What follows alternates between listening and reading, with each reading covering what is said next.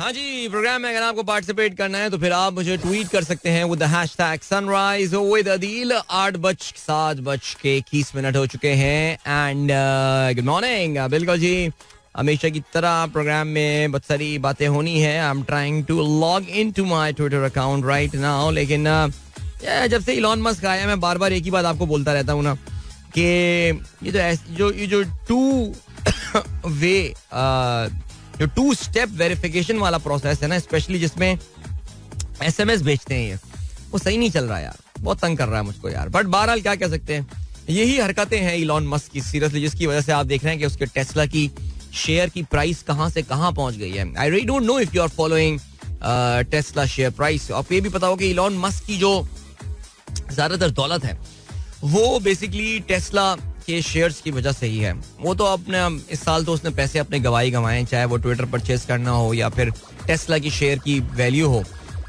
बहुत जबरदस्त कमी आई है उनकी शेयर। आज जरा आगे चल के प्रोग्राम में इस हवाले से हम बात भी करेंगे। एंड आज सुबह भी एक्चुअली मैं उठा तो मेरे पास शेयर प्राइस अलर्ट आई हुई थी। Not that I have invested in Tesla stock, लेकिन फिर भी कुछ इंटरनेशनल स्टॉक्स हैं, कुछ पर्टिकुलर स्टॉक्स हैं जो मैं फॉलो कर रहा होता हूँ and things are pretty bad। कल भी जो है वो टेस्ला के शेयर में तकरीबन 11% कमी हुई है। ऑलराइट, चलें जी, मैं तो आई हैव गिवन अप। अभी मैं ब्रेक में जाके जो है ना, या कोई ब्रेक आने वाला जी, हमारे पास छोटा सा एक ब्रेक आना है एट 7:30, बट उसमें आने में अभी 7 मिनट हैं, तो उसके बाद ही मैं जो है जरा कुछ कोशिश करूंगा अपने ट्विटर पे डेस्कटॉप पे लॉग इन करने की। बट चलें मोबाइल पे जरा, मैंने कहा उन लोगों को एक्नॉलेज करते चलें जिन्होंने आज सुबह मैसेज भेज के प्रोग्राम में पार्टिसिपेट किया हुआ है। And where we are yes, Mehnaz का ट्वीट मुझे नजर आया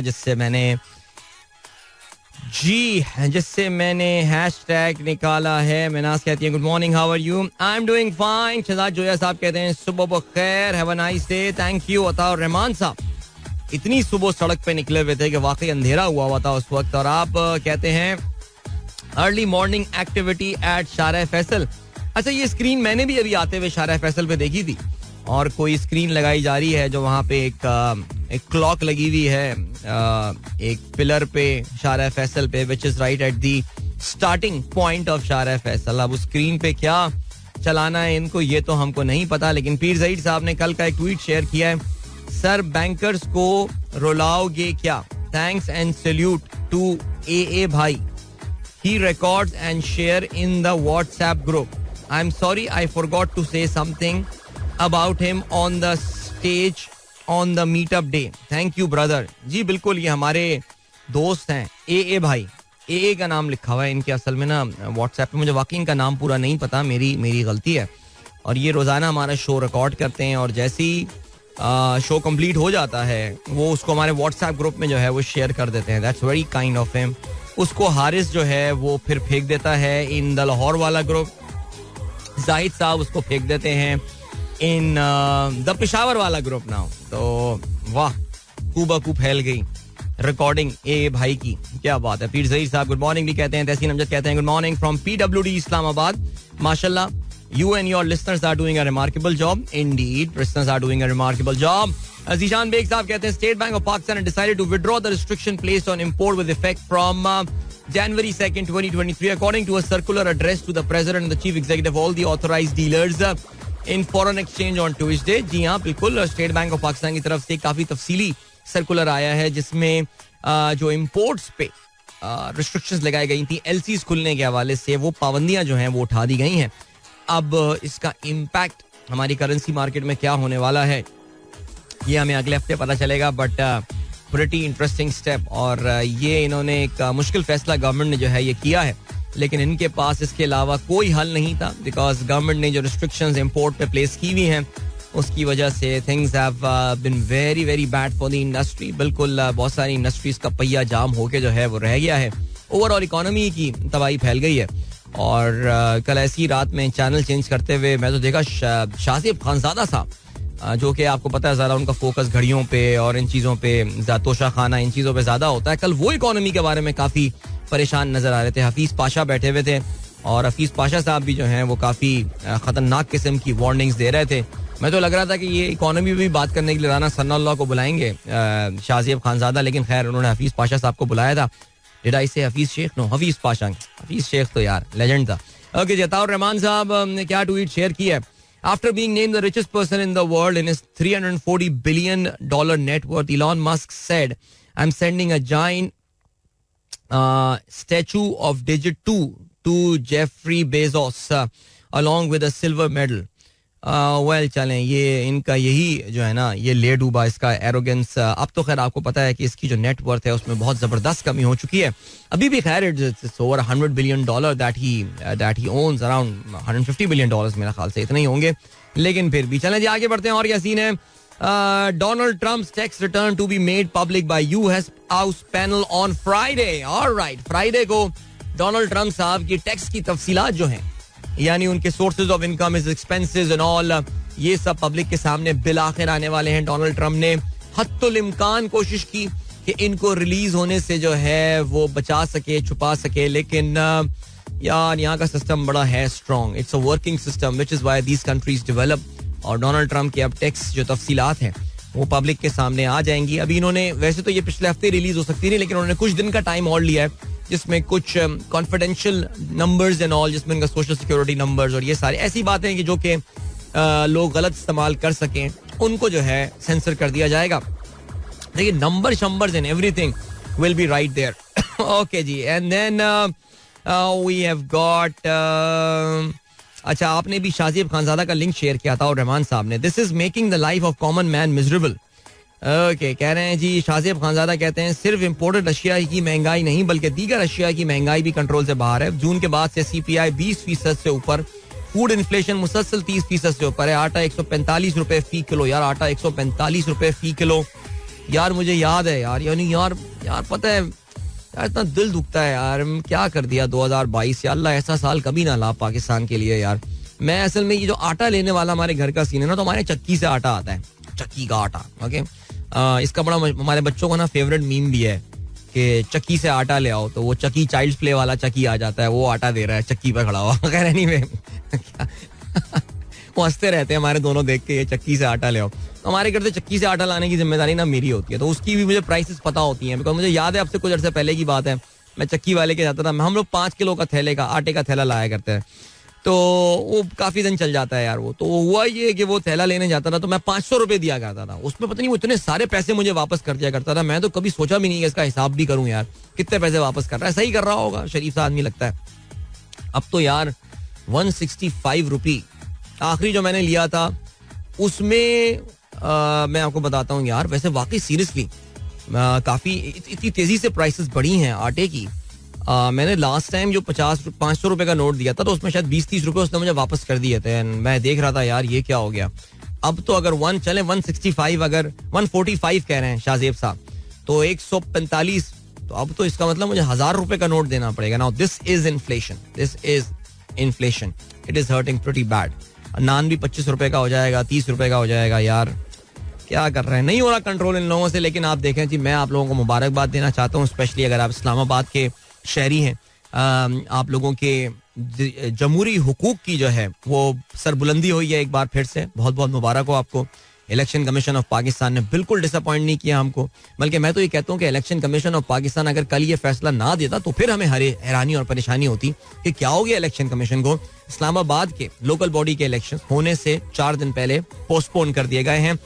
ये हुकूमत जो है, विफाकी हुकूमत, बिकॉज इस्लामाबाद पे आपको पता है उन्हीं की रेट चलती है. मैं कल भी ये बात कर रहा था, हर वक्त कानून बदलती रहती है. पहले 50 यूसियां थी, उन्होंने 110 की, उन्होंने 110 करने के बाद 125 कर ली. इलेक्शन से कोई एक हफ्ता पहले इनको याद आता है यूसियां बढ़ा दो. तो बहरहाल जी, लेकिन इस्लामाबाद हाई कोर्ट भी आपको पता है अच्छे फैसले देती है. उनके जो चीफ जस्टिस साहब थे, उन्होंने भी ऐसा फैसला दे दिया था that actually open the door for election commission to take the decision. तो इस्लामाबाद के जो इलेक्शंस हैं वो मुलतवी कर दिए गए हैं, लोकल बॉडी इलेक्शंस. मैं हैरान रह जाता हूँ. कल भी मैं यही बात कर रहा था कि जिस जमात के गठबंधन में, जिसके इत्तेहाद में ही डेमोक्रेटिक का नाम है, वो डेमोक्रेसी सबसे ज्यादा भागने वाले लोग हैं. अब देखिएगा इंशाल्लाह. अब ये मामला बहरहाल जमात इस्लामी वगैरह और दीगर पार्टियां इसको इस्लामाबाद हाई कोर्ट पे ले गई हैं. Don't expect anything much. ये सुप्रीम कोर्ट से कोई फैसला आ जाए तो आ जाए, लेकिन आपको पता है कि अब सिंध में भी तैयारियां जा रही हैं कि 15 जनवरी को होने वाले लोकल बॉडी इलेक्शंस को डिले किया जाए और इंशाल्लाह अल्लाह ने चाहा तो वो भी डिले होंगे. बिकॉज यार ये अगर बातें सही होने लगे तो फिर तो परेशानी की बात हो जाएगी ना. फिर परेशानी होगी ये मुल्क में ठीक चीजें क्यों हो रही हैं, ये तो गलत होनी चाहिए. तो ये एक और मुबारक हो जी इस्लामाबाद के जो शहरी हैं.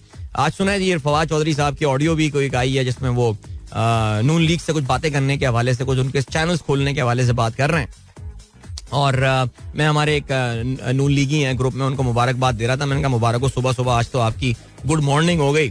और उसमें ये कि अब इसी खुशी में 13 मिनट की ऑडियोज आ रही हैं, पता नहीं क्या क्या आ रही हैं, पता नहीं क्या उससे फर्क पड़ रहा है, क्या सिलसिला हो रहा है. लेकिन मैंने कहा इसी खुशी में इलेक्शन ही करा दें इस्लामाबाद में. लेकिन नहीं भाई, नहीं जाना इन लोग को इलेक्शन में. और आपको पता है उसकी रीजन इलेक्शन ना जाने की इस वक्त वजह क्या है यार. 145 रुपए फी किलो आटे पे इलेक्शन में थोड़ी जाया जाता है. अच्छा, मुझे हैरानी इस बात की है कि अगर 145 रुपए फी किलो आटे पे इलेक्शन नहीं जाया जाता तो क्या अगले अगस्त तक जब ये हुकूमत छोड़ के जाएंगे, अब तो खैर कोई इलेक्शन अर्ली इलेक्शंस क्या होंगे यार, तब क्या ये आटा 70-80 रुपए किलो हो जाएगा या 60 रुपए पे आ जाएगा, क्या होगा. मैं फिर भी 500 रुपए दिया करूंगा तो फिर उस पर मुझे कुछ पैसे बच जाया करेंगे, काफी सारे पैसे बच जाया करेंगे, क्योंकि इनके पास कोई प्लान श्लान तो है नहीं. कोई रिफॉर्म किया जा रहा है पाकिस्तान में, ना कोई ऐसी चीज की जा रही है इससे ये लग रहा हो कि यार चलो आने वाले दिनों में हालात थोड़े बेहतर हो जाएंगे. तो फिर कैसे इलेक्शन में जाएंगे ये, फिर क्या एक साल. बेसिकली इनकी स्ट्रैटेजी क्या है ये मैं आगे चल के बात करूंगा. प्रोग्राम में मौका मिला तो अभी फिलहाल मैं एक ब्रेक की जाने पड़ रहा हूँ, उसके बाद एक गाना भी सुनते हैं. Don't go anywhere and keep listening. Alright, Junaid भाई की आवाज, दैट वाज तुम्हारा और मेरा नाम. Hope you guys enjoy that song and why not, what a beautiful one that is. And हमारे शो में बहुत ही फ्रीक्वेंटली प्ले भी हो रहा होता है और आप सुन भी रहे होते हैं. सो गुड मॉर्निंग जिन दोस्तों ने प्रोग्राम अभी ट्यून इन की है. अच्छा जी, अच्छा चलें, ठीक हो गया जी, आगे बढ़ते हैं. और क्या सीन है. अच्छा भाई, सालगिरह की मुबारकबाद कबूल कीजिए. हमारे दोस्त नवीद मुनव्वर साहब जो हैं वो अपनी सालगिरह मना रहे हैं और माशाल्लाह इंतहाई खंदा पेशानी के साथ तमाम ग्रुप्स में अपने आप को सालगिरह की मुबारकबादें भी दे रहे हैं. इसके अलावा उन्होंने ट्वीट भी किया हैप्पी बर्थडे टू मी कह करके हमारे हैशटैग के साथ भी. सो नवीद मुनव्वर साहब हमारे बड़े रेगुलर लिसनर, लाहौर के हमारे जब भी मीटअप्स होते हैं जरूर तशरीफ लाते हैं, बड़े अच्छे दोस्त हैं हमारे. और इसके अलावा कराची में भी इन्होंने अपना बहुत वक्त गुजारा है. सो ये मैं आधा कराची वाला भी हूँ, तो ये भी आधे कराची वाले ही हैं. ये वाली भी इनकी कहानी है. तो चलें जी, ग्रेट, जबरदस्त, happy birthday sir and I hope you have a wonderful time. यार नवीद साहब, आप कभी आएंगे ना कराची, मैं आपको मिलाऊंगा हमारे एक रिश्तेदार से. यार आप उनकी डिट्टो कॉपी हैं. You have no idea how much you look like Aamir भाई. You have no idea, seriously. कभी मुलाकात में कोई तस्वीर मिली मैं आपको वो भी दिखाऊंगा मैं. पीर ज़हीर साहब कहते हैं वाह वाह Junaid Jamshed, heart touching song written. और शेख, अरे पीर साहब ने अंग्रेजी तर्जुमा किया है गाने का. Written your and my name on trees in jungle can't be removed, love you. अच्छा नहीं, ये लव यू तो उन्होंने खैर अपने जज्बात का इजहार किया है. चलें, ये अच्छी कोशिश किया आपने पीर साहब, आपसे हम राब्ता करेंगे बाकी गाने भी इंग्लिश में ट्रांसलेट ना करवाने के लिए. शारिक भाई साहब कहते हैं अस्सलाम वालेकुम, good morning everyone, beautiful morning in Karachi, what a memorable JJ song he lives with us, wonderful programme with Muzammil yesterday, you should call him more often or call Junaid Akram. अच्छा, मुजम्मिल जो कल प्रोग्राम में ऑफ कोर्स आए थे, आपको पता अंदाजा हो गया ड्यूरिंग डिस्कशन के मुजम्मिल के साथ जो गुफ्तगू हुई थी, it was sponsored by telecom company which is actually trying to bring up these freelancer success stories in Pakistan, लोगों को मोटिवेट करने के लिए. I think it's a wonderful direction that telco has taken. Freelancing एक बहुत जबरदस्त area है, specially digital freelancing जिसको हम कहते हैं, ऑनलाइन काम करना और इंटरनेशनल प्रोजेक्ट्स अपने घर में बैठ के ज्यादातर लोग कर रहे होते हैं. They make decent some of money. I mean उतने उससे कहीं ज्यादा पैसे बना सकते हैं जिसके लिए आप दर बदर गर्मी में सर्दी में इधर उधर जा रहे होते हैं, बाइकों में घूम रहे होते हैं. घर में बैठे you just need a computer, a little bit of any skill that you are good at. And तो शारिक साहब, this was the background. But Muzammil के साथ कल काफी तफसीली नशिस्त आफ्टर द शो के बाद भी काफी तफसीली नशिस्त उसके साथ लगी. और because he is very pro when it comes to digital media and stuff, podcasting, Muzammil is a pro. मेरे लिए भी कल बड़ा मजेदार प्रोग्राम था और मैंने भी बहुत सीखा आफ्टर द शो के, बिकॉज दिस इज मेरे लिए वो एरिया इतना अभी तक वो नहीं है. मैं रेडियो पे कोई बात करे तो मैं काफ़ी बातें कर सकता हूँ, ज़ाहिर है, लेकिन जहाँ तक पॉडकास्टिंग और डिजिटल मीडिया की बात है, अभी तक वो एरिया मैंने एक्सप्लोर किया नहीं है. सो मेरे लिए तो कल एक क्रैश कोर्स था on that thing. So I try to make the most of that time that he had yesterday. So yeah, thank you so much for the appreciation sir. इसके अलावा ऐसे मंसूर साहब कहते हैं, my relaxing chair outside my studio 450 at 7:30 AM. Studio 450 at 7:30 AM. बहुत जबरदस्त किस्म की जो है वो स्नो कह रहा हूँ, फॉग नजर आ रही है. मंसूर साहब आप जानते हैं, इज अ विजुअल आर्टिस्ट, जबरदस्त एब्स्ट्रैक्ट आर्ट पेंटिंग्स वगैरह बनाते हैं. And this is very very cool sir, amazing. Okay, और क्या सीन है? अताउर रहमान साहब कहते हैं, इट्स परहैप अ ट्रिब्यूट. ओह अच्छा, ठीक है, आई गॉट इट सर. वो स्क्रीन अताउर रहमान साहब ने शायरा फैसल के आगाज में लगी हुई स्क्रीन की मुझे अभी रीसेंट तस्वीर भेज दी, और जुनैद भाई के नाम से जो कंपनी है, गालबन वो कोई चीज यहाँ पर लगाना चाह रहे हैं. I hope it doesn't prove to be a distraction for the people who are driving the car there. वैसे इस चौरंगी पे ना अब हर वक्त पुलिस खड़ी हुई होती है, वो ट्रैफिक पुलिस, और किसी ना किसी को रोक रही होती है. और यार मैं तो आजकल परेशान हो गया हूँ यार अपनी गाड़ी के. वो मैंने जब गाड़ी ली थी तो मैंने उस पर वो टिंटेड करवा दिए थे ग्लासेस. अच्छा, मैंने पूरे भी डार्क नहीं करवाए थे, लाइक रीजनेबली थे यार. फंस गया हूँ करा के यार. मैं तो अब निकाल ही रहा हूँ उनको यार. इतना तंग किया है पुलिस वालों ने, तंग करके रख दिया यार कसम से. खैर anyway, आगे बढ़ते हैं. वैसे मैंने एक के तो गुस्से में आगे ना एक दिन मैंने फाड़ भी दिए थे, वो शीशा मैंने अपना गंदा कर दिया, वो भी साफ करवाना है. बट खैर, एहसन परवेज साहब कहते हैं, रेड समवेयर टुडे. मोहतरम तारिक जमील साहब का बेसब्री से, यार ये क्या बात है यार. एहसन बहुत बक फजूल है यार ये बात. एनीवे चलें जी, अल्लाह ताला तारिक जमील साहब को सेहत कामिल अता फरमाए, आमीन सुम्मा आमीन. इसके अलावा फरीद सरफराज का कहना है, सलाम Pakistan, how are you, wishing all the best, we are listening the vibes of financial emergency, what's the reality. यार फाइनेंशियल इमरजेंसी जी, काफी ज्यादा संजीदा हलकों में इस हवाले से बातें तो शुरू हो गई हैं कि पाकिस्तान में एक फाइनेंशियल इमरजेंसी लगाई जाएगी. लेकिन देखें, ये जो फाइनेंशियल इमरजेंसी होगी फरी, ये जो लगाने वाले हैं ये वो लोग लगाएंगे जिनको पेट्रोल की कीमत बढ़ाने के लिए भी नेशनल सिक्योरिटी काउंसिल का इजलास बुलाना पड़ा था. उन्होंने कहा था हम पेट्रोल की कीमतें तब बढ़ाएंगे जब नेशनल सिक्योरिटी काउंसिल से हमको जो है ना वो अप्रूवल मिलेगा. सो उनसे एक्सपेक्ट करना कि वो नेशनल फाइनेंशियल इमरजेंसी लगाएंगे without any sort of guarantees about their future, because we know about this thing that अभी मैं कुछ सर्वेस का मुझे पता चला जिसके मुताबिक पंजाब के चंद ऐसे शहर जो कि एक जमाने में नून लीग के गढ़ माने जाते थे, वहां पे इस वक्त अगर इलेक्शन आज हो जाते हैं तो शायद नून लीग को इक्का दुक्का सीट मिल जाए. लेकिन गर्ज ये कि उनका वहां से इलेक्टोरल सफाया हो जाए. इलेक्टोरल सफाया से मुराद ये है कि अभी भी वहां पे 25-30% लोग उनको वोट देंगे, but when 25 to 30% people are voting for you, you don't win election. You need more people, specially अगर टर्न आउट कोई 45-50-55% जो है वो हो जाता है. सो मैं ये बताना क्या चाह रहा हूँ आपको, मैं फरी बताना ये चाह रहा हूँ कि ये financial emergency it's going to be a very painful thing. ये बहुत तकलीफदेह चीज होगी. ये हुकूमतें अपने पहले साल या दूसरे साल या मैक्सिमम तीसरे साल तक तो लगा सकती हैं, लेकिन अपने चौथे या पांचवें साल में ये फाइनेंस, या पांचवें साल में खास तौर से, बल्कि मैं ये बोलूंगा कि when you are just 8 months into the official actual end of the government, यानी गवर्नमेंट खत्म होने में जब से 8 महीने रह गए हों, तो फाइनेंशियल इमरजेंसी अगर लगा दी जाए, उसका एक बहुत ही खौफनाक किस्म का एक पॉलिटिकल कॉस्ट है जो कि इनको पे करनी पड़ेगी. ऑलरेडी एक गैर मकबूल गवर्नमेंट है, वो अगर ये मेजर्स भी ले लेगी तो फिर क्या होगा. लेकिन फिर मसला ये पैदा होता है कि इनके पास इसके अलावा अब कोई हल नहीं है. तो अब सिचुएशन जो बनती है वो यही बनती है कि जाहिर है अश्योरेंसेस मांगेंगे. अब अश्योरेंसेस क्या हो सकती हैं? अश्योरेंसेस ये हो सकती हैं कि इस साल, यानी कि अगले साल 2023 में इलेक्शंस ना हो, हमें 2024 तक फाइनेंशियल इमरजेंसी के नाम पे, आपको पता है 1 साल तक गवर्नमेंट को जो है इंतहाई मुश्किल और डिफिकल्ट सर्कमस्टांसेस में गवर्नमेंट को 1 साल तक जो है वो बढ़ाया जा सकता है. 6 साल तक हुकूमत कर सकते हैं. Naturally at the end of the day it's the supreme court that is going to decide इस चीज के हवाले से कि ये करना पड़ेगा या नहीं करना पड़ेगा. बट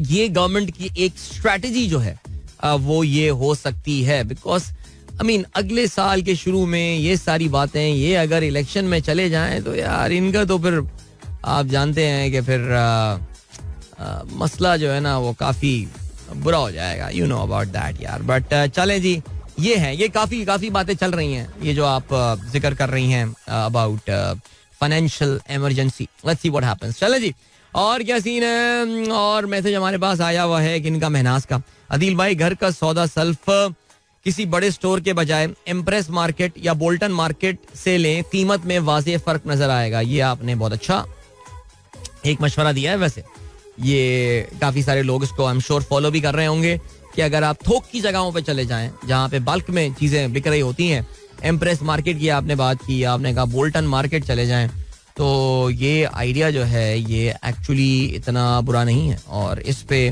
जरूर अमल करना चाहिए कि आप लोग जाइए और जाके एक क्या कहते हैं कि बल्क में चीजें जो है वो परचेज कर आए. Not bad. चले जी, ग्रेट. और क्या सीन है. और ये सीन है कि आपको ऐसा करते हैं, अभी हम सुना देते हैं एक सॉन्ग और मिलते हैं आपसे इसके बाद. एक सीन इरफान बाबर साहब का मैसेज आया हुआ, ये भी हम पढ़ लेते हैं जी. Pushed myself today out for the morning walk and this is the situation in the Model Town Park. Model town park में इस वक्त. अरे सर क्या बात है सर, आप लोग एंजॉय करें इस वेदर को सीरियसली. फिर ये वेदर नहीं रहेगा तो फिर जो है ना वो इसको भी फिर याद करेंगे. बट वाकई में I can understand it's pretty cold. Doctor Shaila का भी मैसेज आया, it is very cold in Lahore, finally very cold in Lahore. So what do you guys do when it's very cold in Lahore. Alright. Zeeshan Baig साहब कहते हैं, Nayatel Islamabad internet service charges have been raised. 100 रुपए इन्होंने जो है वो केबल टीवी के चार्जेस बढ़ा दिए हैं और HD बेसिक केबल टीवी और HD बॉक्स के चार्जेस जो हैं वो 500 रुपए से बढ़ाकर 700 रुपए कर दिए हैं. इन्फ्लेशन. ओके. अकबर मंजूर साहब कहते हैं, what are your views about the new year regarding economic condition. Sir इस पे तो पूरा प्रोग्राम बनता है, इस पे तो पूरी तफसील से बात बनती है. आज के प्रोग्राम में जरा आगे चल के कुछ जरा बैनुल अक़वामी जरा जैसे कहना चाहिए कि इकोनॉमिक्स वगैरह पे बात करेंगे अगर मुझे मौका मिलता है. इस साल जो है वो बड़ी बड़ी खबरें जो हैं वो क्या रही उसके हवाले से. सो देखते हैं. चलें फिलहाल आपको जो है वो हम सुना देते हैं एक अच्छा सा गाना और मिलते हैं आपसे इसके बाद. Don't go anywhere, keep listening. But आंखों के सागर और वो एल्बम क्या गाने थे यार, कमाल. लाइक एक तो आई मीन तीनों उस्ताद थे उसमें ना. अगर आप देखें, शफकत प्रॉपरली ईस्टर्न क्लासिक में train and then Shallum Xaviers and then Immu, what a composer. He is one of the best that is there in Pakistan industry and amazing यार, amazing. क्या collaboration था इन तीनों का, मजा आ गया. चलें जी. शहजाद इकबाल साहब भी कहते हैं nice song, great. Doctor Haseeb Nawaz Ahmed साहब कहते हैं good morning from Charsadda. Thank you so much sir. I hope Charsadda में फॉग की कैफियत जो है वो थोड़ी बेहतर होगी. ये मैंने सुना वहाँ भी काफी ज्यादा जो है वो फॉग होती है. इसके अलावा सायरा बानो कहती हैं, please wish my parents doctor Javed and Mrs Javed on their 37th wedding anniversary. Thank you doctor Javed and Mrs Javed, happy 37th wedding anniversary to you from Saira Bano. और बहुत सारी मुबारकबाद आप दोनों के लिए. And then what have we got. Hasan Sheikh कहते हैं the letter J was the last letter added to the English alphabet. Very nice. Letter J. J for Junaid Jamshed was the last letter added. अब I'm pretty sure Hasan की source पक्की होगी. आपको पता है ना, J बड़ा कंफ्यूजिंग सा वर्ड है बिकॉज जितनी भी यूरोपियन लैंग्वेज हैं, जितनी भी लातीनी जबानें हैं, मगरबी जबानें, उन सब में J की हर एक की प्रोनाउंसिएशन बड़ी मुख्तलिफ होती है. जैसे स्पेनिश जो है वो उसको पढ़ते हैं खाता, खा, ये ना मौलाना फजलुर रहमान वाला खा, वो वाला पढ़ते हैं. अगर आप यही स्पेनिश जब मैक्सिको में बोली जाती है तो वो उसको हा पढ़ते हैं. मही वो अपना सैन होजे वाले जो होते हैं हैलोपिनो, यू नो. लेकिन अगर यही स्पेनिश बोलेगा तो बोलेगा सैन होजे, हैलोपिनो. और यही नॉर्दर्न यूरोपियन लैंग्वेजेस में इसको वाई पढ़ते हैं, या क्रिश्चियन यान बोल, यान समथिंग करके जो बहुत सारे नाम होते हैं उनके, आपको पता है ना. और इसके अलावा इटालियन भी इसको जे को वाई पढ़ते हैं बाय द वे. और फ्रेंच जो पढ़ते हैं, जो जाक, यू नो, जो. और कौन है, पोर्चुगीज डिफरेंट तरीके से जो पढ़ते हैं उसको, उनका भी फ्रेंच से मिलता जुलता होता है. याओ पिंटो ना फुटबॉलर उनका था. तो ये बड़ा इंटरेस्टिंग, बहुत दिलचस्प ये हुरूफ तहज्जी अंग्रेजी अल्फाबेट्स में से एक है, जे. फैसल खान बावलपुर से सलाम कहते हैं वालेकुम अस्सलाम मेरे भाई. अब जल्दी से आज की खबरात में शामिल आम खबरों पर जरा नजर डालते हैं. शहबाज शरीफ साहब क्या कहते हैं जी, 8 माह की हुकूमत 30 साल की खराबियां खत्म नहीं कर सकती, तवानाई के शोबे में इस्लाहात नहीं की गई, जिम्मेदार आमरीत और सियासी हुकूमतें, गर्दिशी कर्जा 2500 अरब हो गया, कौम को मालूम करना चाहिए करप्शन के अलावा और क्या चैलेंजेस हैं. बड़ी मजेदार बात थी, मैं कल ये सुन रहा था, कोई शमसी तवानाई के हवाले से कॉन्फ्रेंस हो रही थी. हमारे वजीर आजम भी कमाल आदमी है, यानी दरवेश आदमी है. एक ही तकरीर में 2 बातें कर गए. कहने लगे जी नवाज शरीफ ने अपने दौर में बेशुमार बिजली के कारखाने लगाए, और थोड़ी देर बाद उन्होंने अर्ज किया कि पाकिस्तान के मसाइल की बहुत बड़ी वजह बहुत महंगा जो हमें फ्यूल इंपोर्ट करना पड़ता है बिजली प्रोड्यूस करने के लिए वो है. तो कोई इन हमारे मासूम से प्राइम मिनिस्टर से पूछते कि आपके बड़े भाई ने जो कारखाने लगाए थे वो किन फ्यूल्स पे चलते थे, उसमें कौन सा तेल इस्तेमाल होता था, उसमें कोयला जो आता था वो कहाँ से आता था. यानी कम ऑन यार. आगे बढ़ते हैं. इमरान खान क्या कहते हैं, चोरों को ऊपर बिठाना और केसेस खत्म कराना, इससे बड़ी गद्दारी क्या हो सकती है. बड़े डाकुओं को चोरी का लाइसेंस दे दिया, हुक्मरान इलेक्शन से भाग रहे हैं, ऑडियो टेप का मकसद ब्लैकमेल करना, गंद उछालना है. रमीज राजा और नजम सेठी का क्या मवाजना, अब क्रिकेट का भी बुरा हाल होगा. यूथ विंग्स और टाइगर टीमों से गुफ्तगू. अब ये टाइगर टीम इनकी अभी भी बची हुई है ये, बट बहरहाल कुछ करते वर्ते नहीं है काम, ये ऐसी नाम के ही लगते हैं मुझे. और क्या है जी, तैयारियां धरी की धरी रह गई. इस्लामाबाद में हफ्तों को होने वाले बल्दियाती इंतखाबात मुलतवी, हुकूमती दरख्वास्त पर इल्तवा का फैसला. यूसीज बढ़ाने का पहले ख्याल क्यों ना आया, ऐसी कानून साजी हो कि इलेक्शन वक्त पर हो. Chief election commissioner sir, thank you so much sir. उम्मीदवारों का एहतजाज, जमात इस्लामी का आज यौम सियाह. इस्लामाबाद हाई कोर्ट में पीटीआई की इंट्रा कोर्ट अपील पर फरीकैन से जवाब तलब, आज इसकी समाअत होने वाली है. आगे बढ़ते हैं. इमरान खान को आखिरी वार्निंग बिलावल दे रहे हैं. सोचें आप, पार्लियामेंट में आओ, शफाफ इंतखाबात के लिए इस्लाहात में हिस्सा डालो. जस्ट इमेजिन, पीडीएम कह रही है शफाफ इंतखाबात में इनेकाद के लिए हिस्सा डालो. यानी ये वो हैं जिन्होंने इलेक्शन रिफॉर्म्स पूरे खत्म कर दिए और ये कह रहे हैं नहीं चाहता इमरान जेल में है और उसकी एहलिया चक्कर लगाए. आईनी तरामीम में हिस्सा लें तो हर चीज पर बात हो सकती है, नखरे करेंगे तो आपका बंदोबस्त करना जानते हैं. वैसे मैं कल सोच रहा था कि बड़े अरसे बाद वफाकी हुकूमत के खिलाफ तकरीर ना करके बिलावल को कैसा लग रहा होगा, तो फिर हमें अंदाजा यही हुआ कि इनकी तकरीर का महवर इमरान खान ही है. अभी भी पूरी पाकिस्तान की सियासत का महवर वही है, लेकिन बिकॉज बाकी सब डिफेंसिव पे आते हैं क्योंकि ही इज टेकिंग दी, वो एक काम करते हैं और फिर बाकी उस पे रिएक्शन, उनका एक्शन और बाकियों का रिएक्शन होता है. आगे बढ़ते हैं. इस्तीफे, तहरीक इंसाफ का स्पीकर कौमी असेंबली से राब्ता, आईनी तरीके से कबूल होंगे, परवेज अशरफ नहीं करते तो सुप्रीम कोर्ट जाना होगा. आपको पता चल गया होगा परवेज अशरफ साहब जो हैं वो अभी तो यहाँ गड़ी खुदा बख्श मौजूद हैं, और सुना है जी अभी कराची से वो कोई ऑस्ट्रेलिया जा रहे हैं अपनी तातीलात बनाने के लिए. अभी हाल ही में तो वो कनाडा से बाहर आए थे, तो जब तक वो बाहर रहेंगे पाकिस्तान से इस्तीफे कबूल नहीं किए जा सकते. आगे बढ़ते हैं जी. और क्या सीन है, कराची वालों के लिए बिजली 7 रुपए 43 पैसे फी यूनिट सस्ती हो गई है. वुड यू बिलीव, क्योंकि जो फ्यूल एडजस्टमेंट की चार्जेस में ये कमी हुई है. अभी ले चलते हैं आपको ब्रेक की जाने, मिलेंगे आपसे इस ब्रेक के बाद. Don't go anywhere and keep listening. Welcome back. एक बार फिर से आपको खुशामदीद कहते हैं. This is sunrise show with me Adeel Azhar. सुबह के 8:07 हो चुके हैं and let us talk about sports. On sports में पहले हम बात करते हैं क्रिकेट के हवाले से. भाई न्यूजीलैंड ने पाकिस्तान की अच्छी बैटिंग का भरपूर जवाब दिया है कराची टेस्ट में. द विकेट हैज फ्लैटेड, बिल्कुल विकेट जो है वो फ्लैट हो गई है. कोई बॉलर्स के लिए इसमें जो है वो इस वक्त मदद नजर नहीं आ रही है, और पहले दिन के आगाज पे थोड़ी बहुत जो है वो विकेट पे जरूर जान थी, specially in the early hours of the day.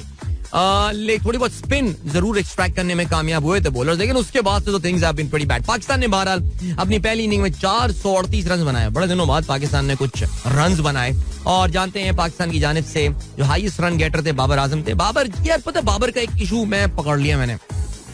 Babar close of play से पहले जितने रन बना ले वो गनीमत है, बस उस पर अल्लाह का शुक्र करें आप. अगले दिन सुबह आगे ना बाबर से रन नहीं होते यार, पता नहीं कोई मेंटल बैरियर बाबर के साथ है. ये इस पे कोई रिसर्च करें कि यार बाबर ओवरनाइट और उसके अगले दिन के रन में जो वेरिएंस होगा ना वो कोई बड़ा खौफनाक सा होगा, मुझे ऐसा लग रहा है. चेक करवाते हैं किसी स्टैटिस्टिशियन को लगाते हैं इस चीज के हवाले से. लेकिन कल के दिन की खास बात पाकिस्तान की बैटिंग जो थी वो आगा सलमान की पहली सेंचुरी थी, उनकी मेडन टेस्ट सेंचुरी. 103 रन उन्होंने बनाए. आगा सलमान ने पाकिस्तान के लोअर ऑर्डर बैट्समैन के साथ जबरदस्त बैटिंग का मुजाहरा किया. पहले नुमान अली ने माशाल्लाह 75 बॉलें खेली और सिर्फ 7 रन बनाए. उसमें भी चैंपियन ने एक चौका मारा होता, यानी बाकी 74 गेंदों में अल्लाह के बंदे ने 3 रन बनाए सिर्फ, बट ठीक है. 15 गेंदों का सामना किया मोहम्मद वसीम ने, और बाकी खैर एनीवे इस दौरान एक तरफ से स्ट्राइक रोकी हुई थी, सेव किया हुआ था. आगा सलमान ने 103 रन बनाए, उस पर वो आउट हुए. Well played to him. 3 विकेटें हासिल की टीम सऊदी ने. 2 खिलाड़ी आउट किए, अजाज पटेल और ब्रेस्टवेल 2 खिलाड़ियों को आउट करने में कामयाब हुए. एचडी को भी 2 विकेटें मिली. जवाब में न्यूजीलैंड की टीम ने कल जब खेल खत्म हुआ 165 रन बना लिए थे. उनका कोई खिलाड़ी आउट नहीं हुआ था. डेवोन कॉनवे जो है उन्होंने 82 रन बनाए थे. He became the fastest 1000 run getter for New Zealand in Test cricket in terms of the number of innings. और अभी उनके करियर का आगाज हुआ है. His career is off to a pretty awesome start by the way. He's one for the future for sure. Tom Latham की बात करें 78 रन पर वो बैटिंग कर रहे थे.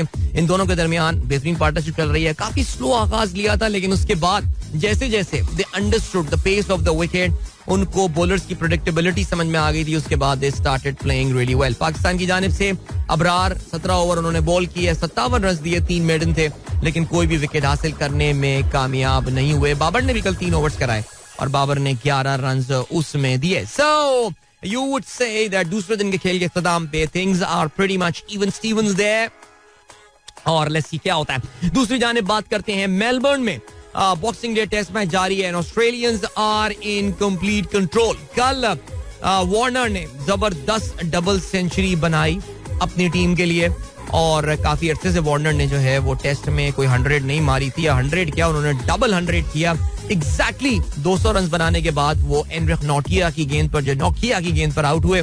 16 चौके और 2 छक्के शामिल थे. Strike rate of 78.4. तो बड़ा ही जबरदस्त किस्म की इनकी जो है ये बैटिंग रही. स्टीव स्मिथ 85 रन बनाकर आउट हुए.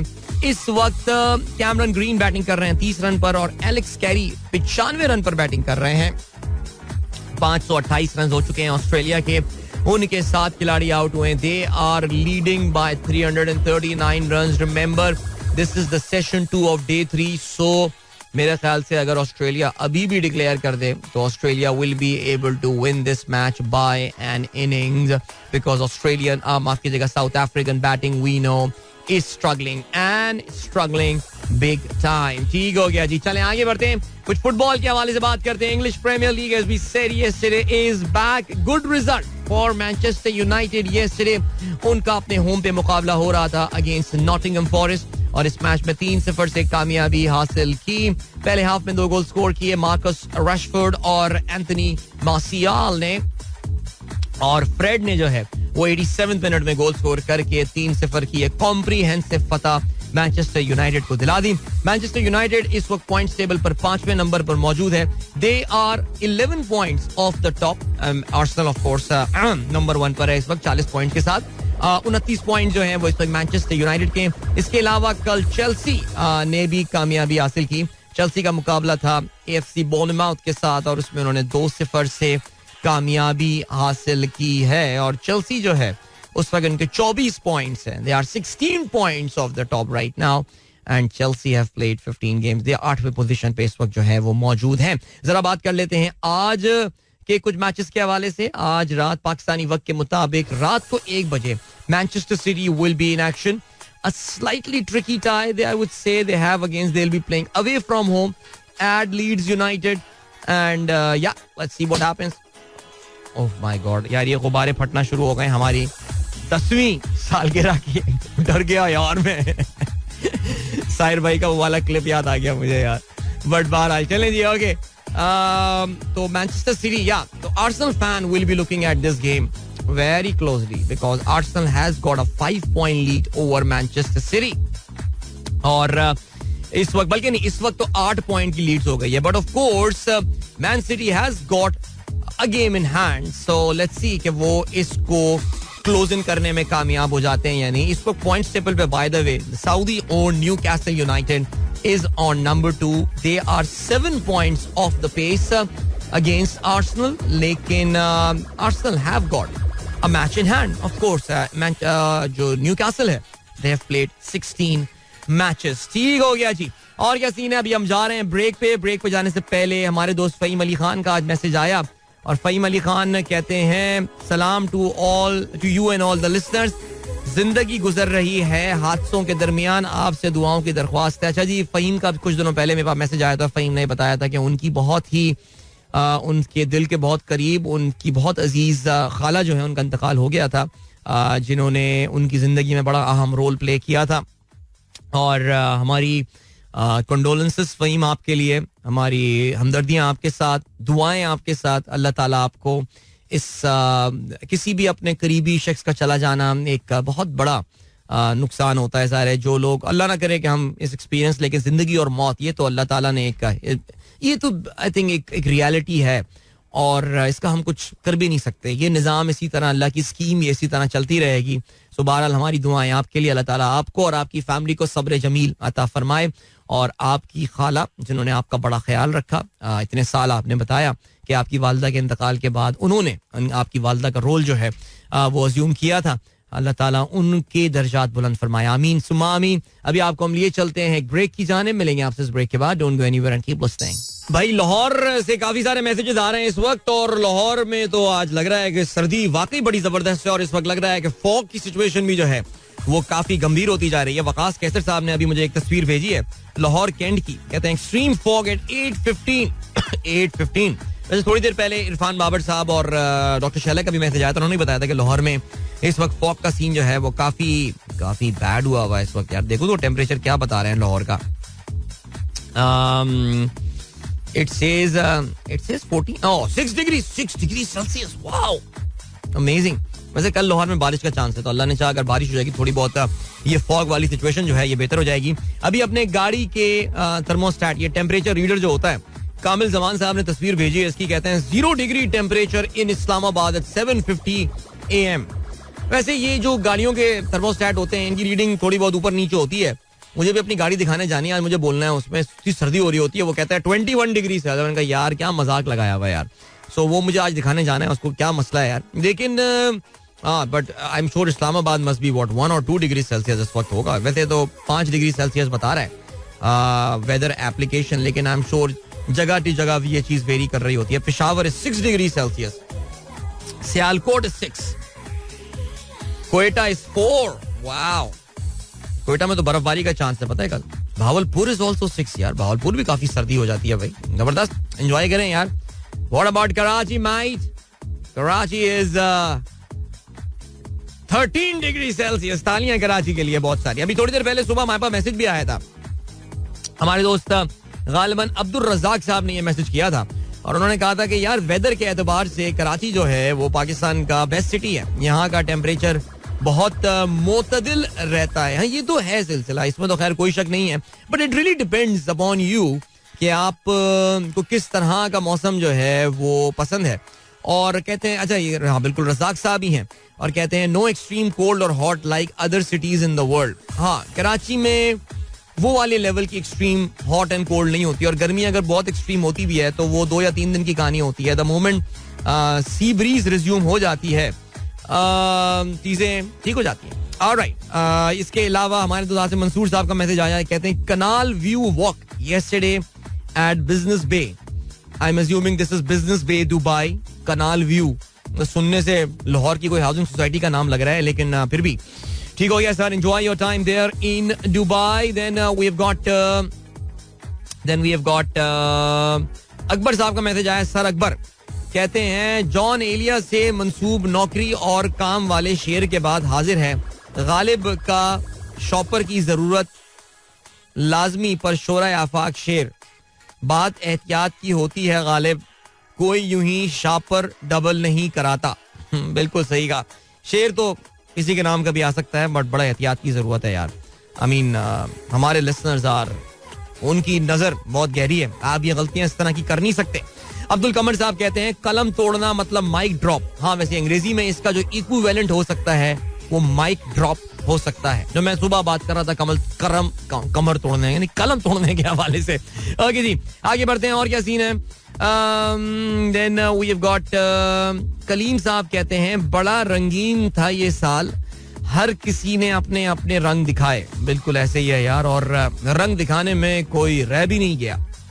ओके जी, इसके अलावा आसान शेख ने महकमा मौसमियात की एडवाइजरी शेयर की है, जो कि महकमा मौसमियात ने यार 23 दिसंबर की एडवाइजरी है, 4 दिन पुरानी ये एडवाइजरी है वैसे, लेकिन ठीक है. धुंध के हवाले से बात की गई है और वो धुंध जो है वो इस वक्त आपको नजर भी आ रही होगी. ख्वाजा हमीद ने थोड़ी देर पहले मैसेज किया, यस अ ब्लॉकबस्टर सॉन्ग, लहू गरमा देने वाला गाना. वाह, ये जो मैंने फ्यूजन का गाना चलाया था, प्यार ना रहा. शारिक किदवाई साहब ने शोएब मंसूर साहब का एक ट्वीट शेयर किया है और शोएब मंसूर साहब की एक फिल्म आने वाली है विच इज कॉल्ड आसमान बोलेगा, ओके, इन थिएटर्स इन 2023. अब ये मूवी अपने ज़ाहिर है, अगर आप इसका पोस्टर देखेंगे भी, शोएब मंसूर साहब कम फिल्में बनाते हैं, जनरली उनकी फिल्में पसंद की जाती हैं. इससे पहले जो उनकी आखिरी फिल्म आई थी ऑफ कोर्स वरना, वो तो इतनी कामयाब बॉक्स ऑफिस पर नहीं हुई थी, मायरा खान वाली फिल्म. लेकिन इस बार माया अली को फिल्म में वो लेकर आए हैं और आसमान बोलेगा ये फिल्म जो है, it looks it seems like an India Pakistan relationship sort of a movie. और इमाद इरफानी जो हैं वो इसमें कोई एयर फोर्स पायलट नजर आ रहे हैं और इंडियन कुड़ी is Maya Ali. Alright, let's see क्या होता है. इमादुल हक कहते हैं कि अस्सलाम वालेकुम to you and all the listeners, why programme is not uploaded on YouTube since 21st of December. Yesterday program also uploaded with guest वाला segment. उन्होंने सिर्फ गेस्ट वाला इसीलिए किया बिकॉज मेरे ख्याल से उसकी वजह यही होगी कि वो गेस्ट वाला लगभग प्रोग्राम तो अपलोड हो रहा है मेरे ख्याल से. मुझे तो ऐसी बात नहीं, इवन हमारा जो एनिवर्सरी वाला प्रोग्राम था वो भी अपलोड हुआ था. So I don't know, I need to check that out friend. इसके अलावा ब्लू टिकल्स क्या है, अच्छा एनीवे कहते हैं let's talk about what will face after default which we haven't faced already. हमें कुछ करने की जरूरत नहीं, हम सिर्फ श्रीलंका के हालात देख लें कि श्रीलंका में क्या हुआ, तो ये हम देख लेते हैं. ठीक है, इस पे बात करते हैं आगे चल के. शहजाद इकबाल साहब कहते हैं हमारे मासूम पीएम को कल ही पता चला कि मुल्क डिफॉल्ट कर रहा है. ही सेड कि मुझे पता होता तो सिचुएशन इतनी खराब है तो हम कभी हुकूमत में ना आते. अबे तो अब जान छोड़ दो यार, अब छोड़ दें हुकूमत, लेकिन वो भी नहीं छोड़ेंगे यार. ये देखिए यार, ये मासूमाना बातें, ये जो मकसद था इनका वो हासिल हो गया है. अब आप जाने और पाकिस्तान की इकोनॉमी जाने, वो वाली कहानी है इनकी. आफ्ताब साहब कहते हैं यस्टरडेज शो विद मुजम्मिल साहब was very informative and inspiring. I hope you got the inspiration that was intended from that programme. Kashif Cheema कहते हैं fog in Lahore, yes extreme fog for sure.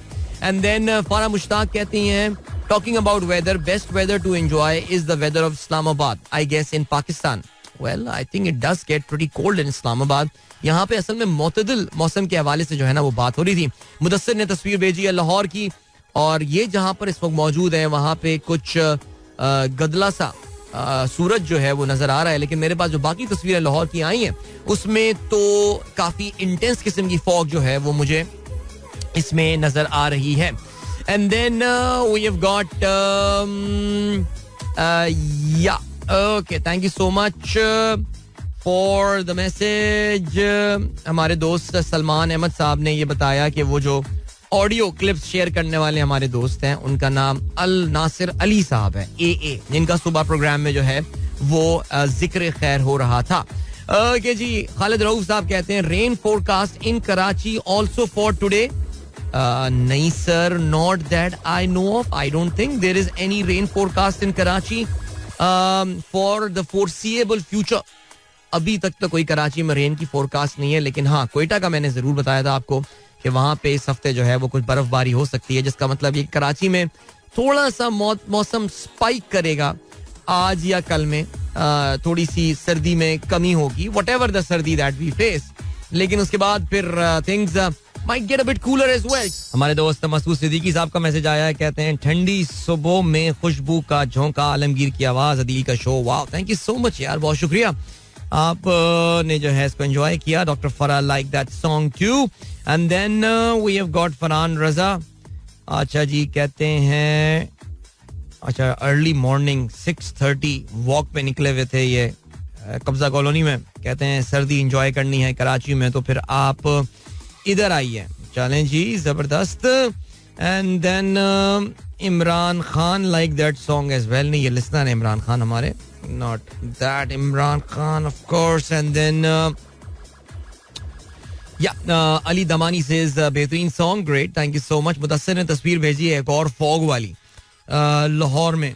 ठीक हो गया, चलें जी, मान गए हम. आज बहुत फॉग है लाहौर में और सर्दी भी बहुत ज्यादा है, शदीद है पूरे पाकिस्तान में, सिवाय शायद यहाँ के. लेकिन फिर चलें जी, आगे आप बढ़ते हैं. अब बात करते हैं 2022. अच्छा, आज सुबह जब मैं उठा, मैं सुबह बता रहा था आप लोगों को, इलॉन मस्क का जिक्र चल रहा था और उसमें मेरे पास एक और पॉपअप आया हुआ था कि मैंने बताया था कि मैं कुछ इंटरनेशनल बड़ी बड़ी कंपनियां, उनकी जरा शेयर वैल्यू जो है ना, उनको शेयर प्राइसेस जो है, not that I have invested in these companies, but उनको मैं जरा उनको फॉलो कर रहा होता हूँ जरा मार्केट का फीलर लेने के लिए ना, कि इंटरनेशनल मार्केट में सिचुएशन इस वक्त क्या चल रही है. तो उसमें ये आया था that Tesla share has touched its new 52 week low, यानी पिछले साल की कंपैरिजन में, यानी आज से 52 हफ्ते पहले अगर आप चले जाएं तो उसने अपनी लोएस्ट प्राइस जो है वो टच की हुई है.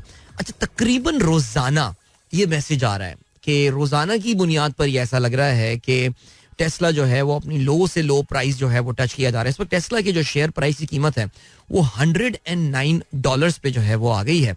और just to give you an idea that same period last year, यानी पिछले साल इसी टाइम पे टेस्ला की जो शेयर की प्राइस थी, बिकॉज उन्होंने, आपको पता है कि इस साल उन्होंने जो है वो अपनी बोनस शेयर्स वगैरह इशू किए थे एंड ऑल, और उस पे भी बोनस के अलावा भी उन्होंने अपनी शेयर, उनका इतना महंगा हो गया था कि उसको फिर ट्रेडेबल बनाने के लिए उन्होंने जो है वो अपने शेयर को उन्होंने फर्दर सब डिवाइड किया था.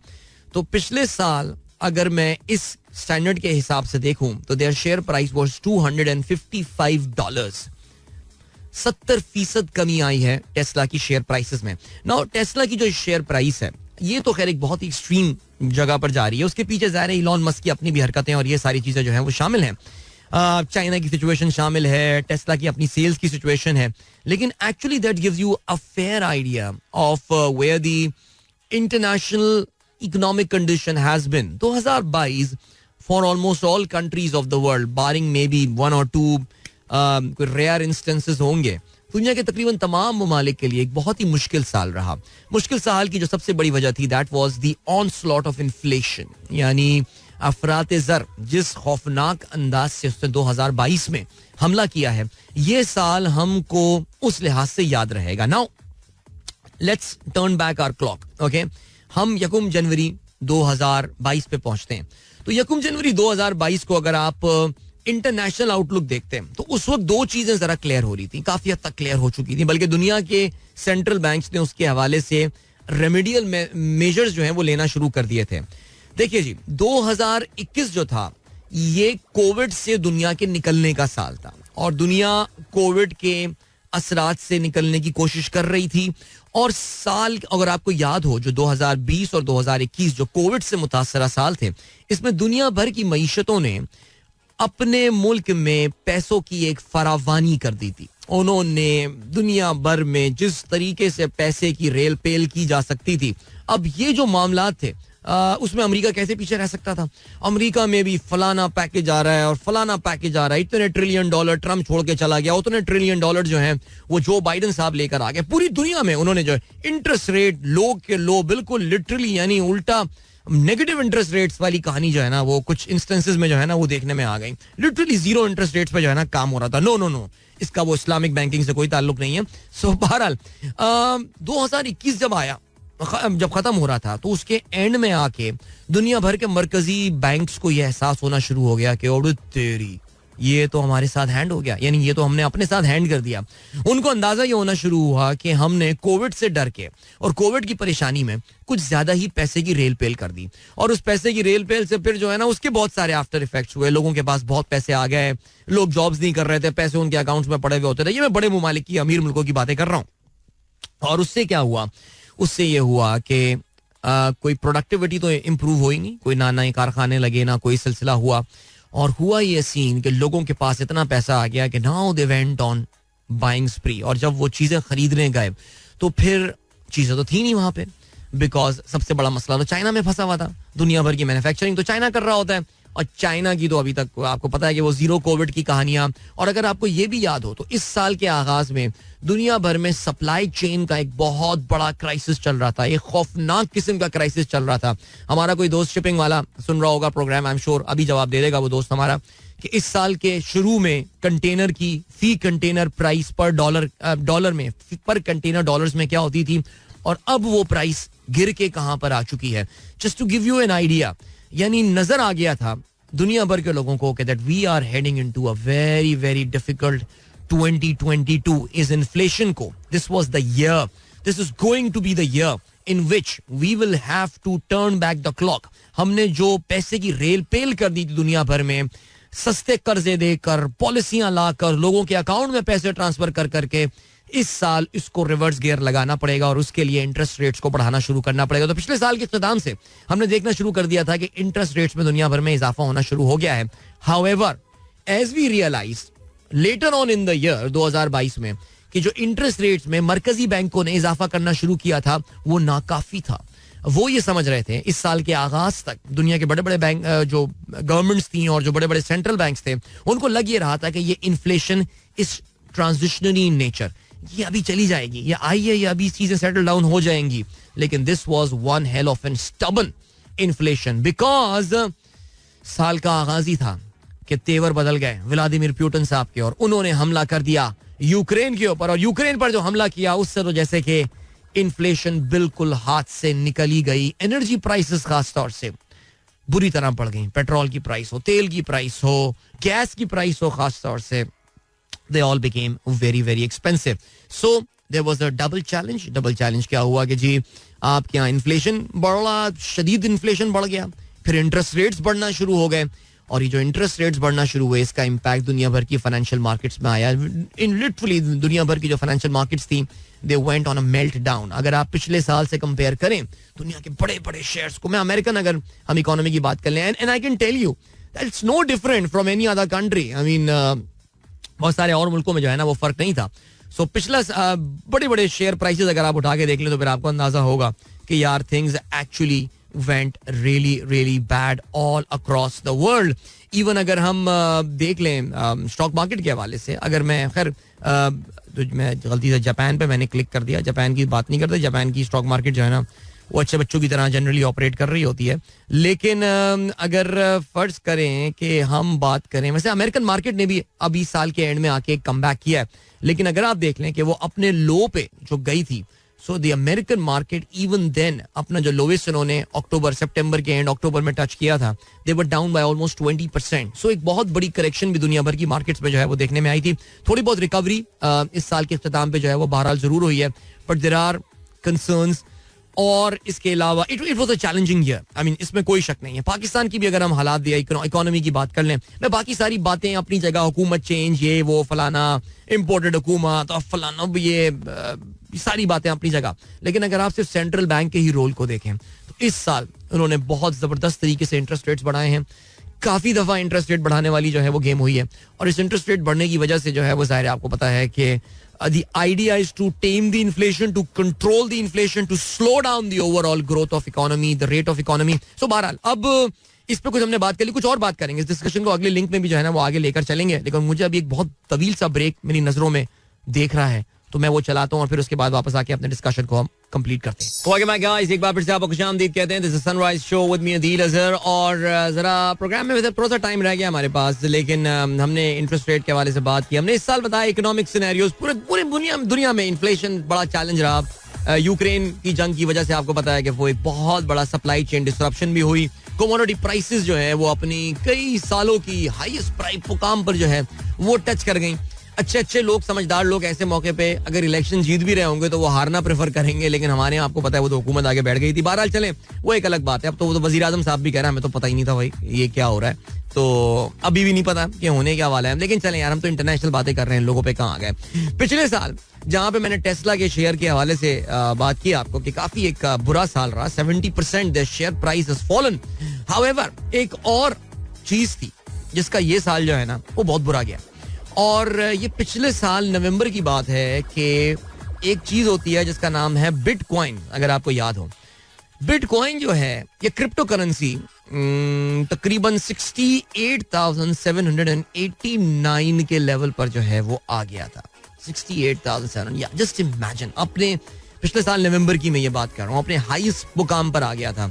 एंड जितने भी क्रिप्टो ब्रोस थे हमारे ना, वो सब अपने कॉलर उठा के चल रहे थे और कहते थे bro I told you so man. अगर आपको याद हो, पाकिस्तान में क्रिप्टो इवेंजलिस्ट एक बड़ा मशहूर आदमी है, वो तो सुना है, पता नहीं आजकल लोगों को दूसरे कामों पे लगा दिया उसने. उसका एक फेसबुक ग्रुप था, पता नहीं कितने हजार पर मंथ लिया करता रहा, वो क्रिप्टो में ट्रेडिंग करवाता था and all, because just felt like that crypto is the thing man. I mean बहरहाल आपके भाई ने हमेशा वार्न किया था, अभी इससे बचकर रही है अगर आप प्रो नहीं है, if you don't have a lot of money and lot of cash to burn. So हुआ ये जी, क्रिप्टो में इस साल जो है बड़ा जबरदस्त डिक्लाइन देखने में आया. There were two things that happened with crypto. और ज़ाहिर क्रिप्टो की जब हम बात करते हैं तो अक्सर क्रिप्टो और बिटकॉइंस को इंटरचेंजेबली इस्तेमाल किया जाता है.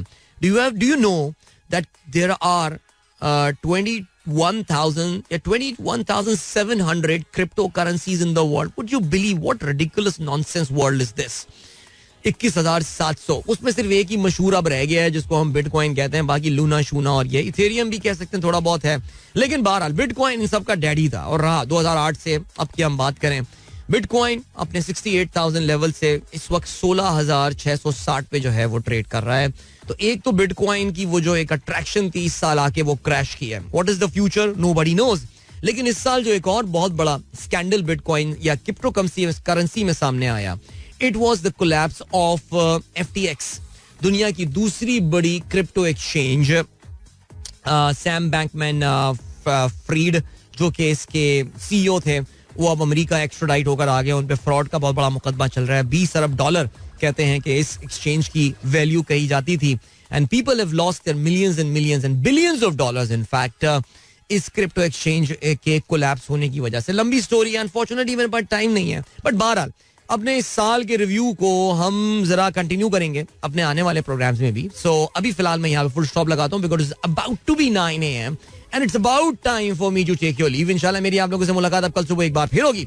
अपना बहुत ख्याल रखिएगा. Till then, by the way, Baloch colony flyover पे शदीद तरीन ट्रैफिक जैम है. Baloch colony flyover badly jam. Guys take out your Google maps और देख कर जाइएगा. अगर आप शहीद मिलत एक्सप्रेसवे लेते हैं, लगता है कि वो स्कूल में जो वहां बना हुआ है PF चैप्टर में, वहां फिर कुछ हो रहा होगा. इंशाल्लाह मेरी आप लोगों से कल होगी मुलाकात. Till then, goodbye, God bless, Allah Hafiz. This is Mira FM 107.4.